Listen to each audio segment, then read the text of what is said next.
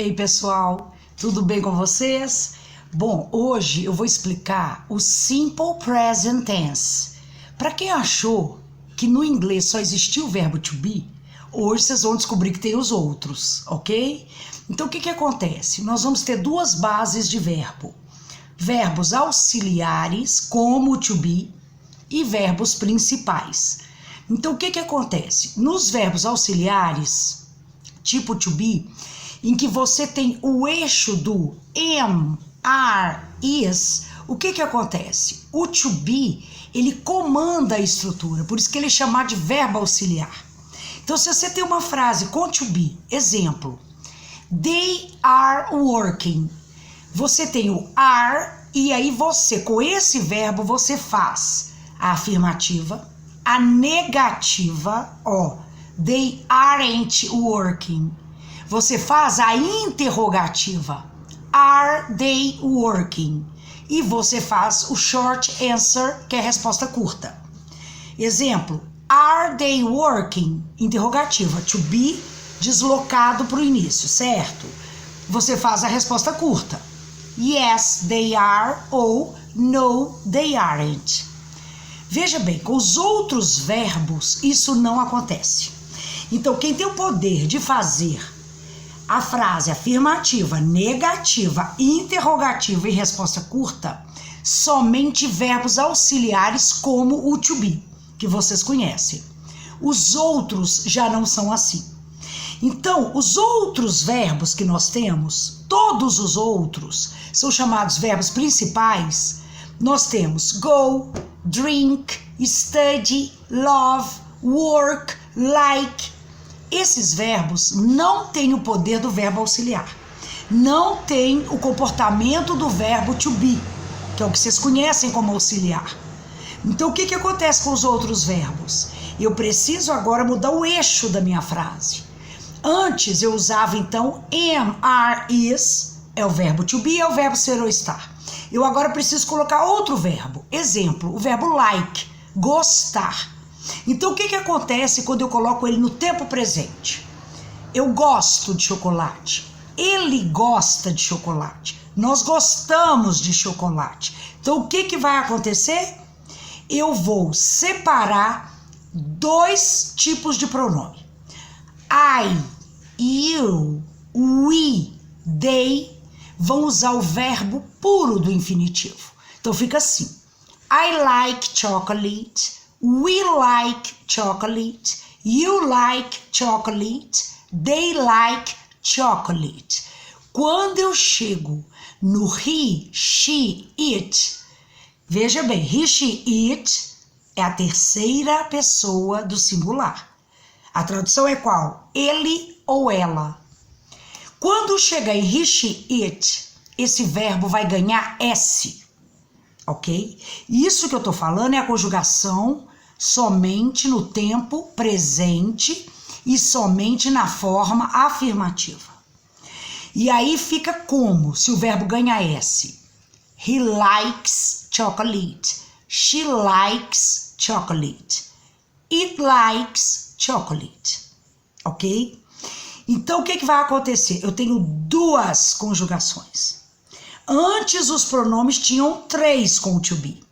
Am, are, is. Agora, eu tenho duas. I, you, we, they, verbo puro. Exemplo, like, go, study, play. Quando chegar em he, she, it, o verbo ganha S. E aí vem a segunda, então, conjugação, que é o quê? He likes, he goes, he plays, he studies, he drinks. Entenderam? Então, são duas conjugações que indicam o verbo no tempo presente. Não estou falando mais, então, do to be. Então, veja bem, afirmativa, fechando a ideia. Eu tenho duas conjugações. As pessoas vão ser o verbo puro. He, she, it, o verbo vai ganhar S. E só para esclarecer, nunca, quando eu perguntar o que é o S nesse verbo, nunca digam, é plural. Pelo amor de Deus, não é plural. é a conjugação do tempo presente para he, she, it, que é a terceira pessoa do singular, não é plural, combinado?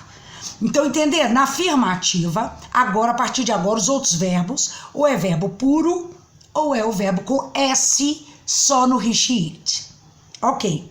Outra coisa, esse S só entra na forma afirmativa. Então, quando eu vou fazer a negativa agora desses verbos, como eles não são verbos auxiliares como o to be, eles vão precisar de um auxiliar para fazer isso por eles. Então, de novo, vamos separar os dois grupos de pronomes. A partir de agora, então, a negativa, o que vai acontecer? I, you, we, they vão usar o auxiliar do, com o not. Porque antes o to be ganhava o not. Agora o verbo não ganha, quem ganha é o do. E toda vez que eu usar o do para essas pessoas, certo? Vou colocar do not antes do verbo. Então vai ficar assim. Tô dando o exemplo do verbo like, que vai ajudar vocês com o próximo capítulo, tá ok? Então, exemplo. I don't like chocolate. You don't like chocolate. They don't like chocolate. E o que vai acontecer na segunda conjugação, que era o he, she, it? Outro auxiliar. Ora, duas conjugações, dois auxiliares, ok? He, she, it vão ganhar does. E aí vai ficar does not ou doesn't, ok? Então fica assim. He doesn't like chocolate. She doesn't like chocolate.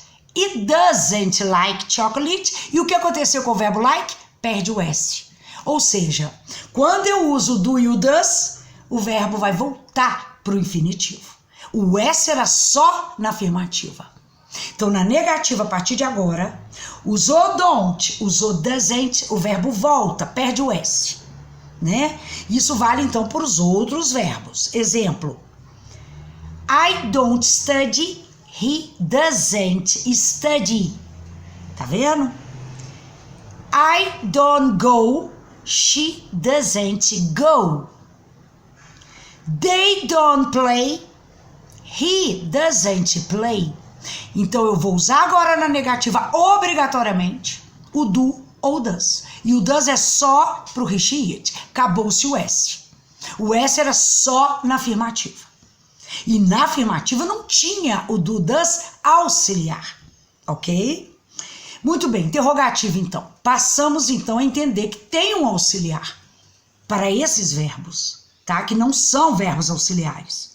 Então agora obrigatoriamente quem vai para o início da frase, quem vai ser colocado antes do pronome? O do e o does. Então agora é obrigatório fazer pergunta assim. Do you go to school? Do they go to school? E para he, she, it, does he go to school? Does she go to school? Does she like dogs? Do you like dogs? Do we like animals? Pronto, obrigatório o do e o does. Antes do pronome, duas conjugações, dois auxiliares, do e does. Does para quem? He, she, it, ok? E o do para as outras pessoas. Obrigatório agora em toda negativa e interrogativa. E na resposta curta também. Então, se eu pergunto, do you study English every day? Você vai dizer, yes, I do. Ou então, no, I don't. Acabou. Resposta curta não se faz com o verbo, tá? Português tende a isso, né? Do you speak German? Aí você diz, em português, errado, né? Yes, I speak. Não pode usar o verbo, tá? Não pode. Do you speak German? Yes, I do. Does he speak German? No, he doesn't. Não é com o verbo. Resposta curta agora. Antes era com o to be, agora é com do e does. Então, entenderam? O do e does é obrigatório a partir de agora para todos os verbos. Quando for fazer pergunta, interrogativa, negativa com não, don't, doesn't, obrigatório, e na resposta curta. Você não usa o verbo, Você usa o do ou does. Yes, I do. Yes, he does. Yes, they do. No, they don't. No, she doesn't. Ok? Obrigatório. E fechando, fim das contas, o que é do e does então, Miriam? O que é do e does? Do e does não tem tradução, não existe em português. Então, o que é do e does? Ele é uma partícula obrigatória em inglês, porque ele indica o verbo no tempo presente. Para outros tempos verbais existirão outras partículas, outros auxiliares, ok? O do e does, ele é indicativo de que aquela frase, de que aquele verbo está no tempo presente. Se você tira ele da frase, tirou o tempo. Se você fala assim, I not like coffee, ficou eu não gostar, entendeu?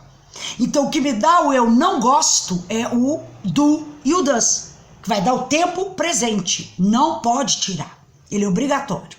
Combinado? E aí então, presta atenção. Fechando bem, eu quero que vocês façam todos os exercícios da gramática, da página 33 a 37. Tem que estudar, é uma matéria nova, o raciocínio é diferente. Do e does, então, entra como não tem tradução, mas é obrigatório. Negativo, interrogativo, resposta curta, tá? Então, qual é a função dele? Indicar o verbo no tempo presente, porque nós vamos ter depois outro para o tempo passado e futuro. Então vocês têm que treinar, nós vamos treinar depois com o exercício oral, combinado? Espero que tenha ajudado, tá, esse vídeo, para vocês fazerem os exercícios da gramática e a gente sair agora de vez, não é que sai, é somado, mas a gente vai avançar agora com outros verbos, tá bom? Nós temos que aprender agora a conjugar outros verbos e não só mais o to be. Graças a Deus, a escola parece que só tem o to be. Só tem o to be em inglês? Não. Agora nós vamos trabalhar com o verbo like, go, drink, eat, ok? Então, preparem esse raciocínio para essa conjugação nova e a entrada de verbos, viu? Um beijo e até a próxima!